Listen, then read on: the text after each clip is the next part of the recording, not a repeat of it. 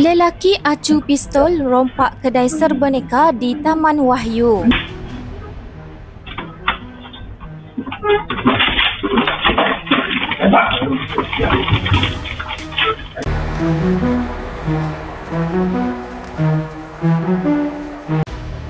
Suasana tenang awal pagi bertukar cemas apabila seorang lelaki dipercayai mengacukan sepucuk pistol ketika melakukan rompakan di sebuah kedai serboneka di Taman Wahyu kira-kira jam 5.47 pagi tadi.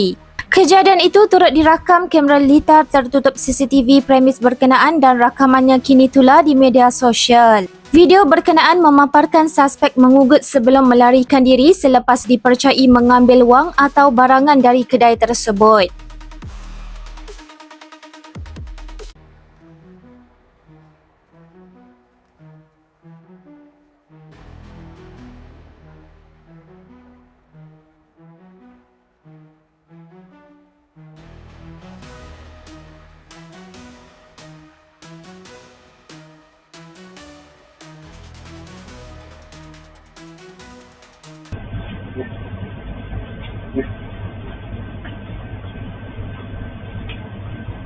Wait.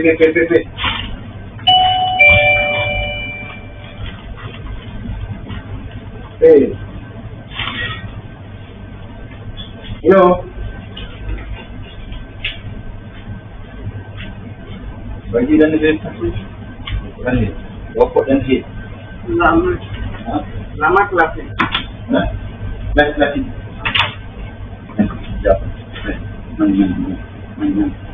Mani. Kamu mani. Saya mau mani.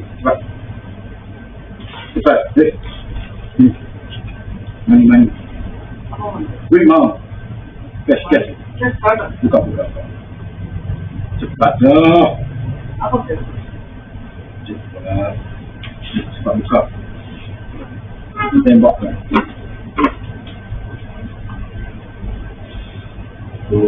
Cepat.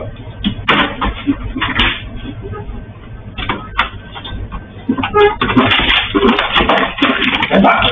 Ya.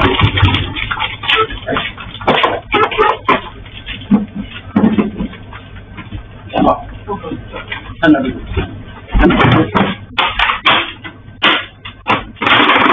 Duduk. Ya.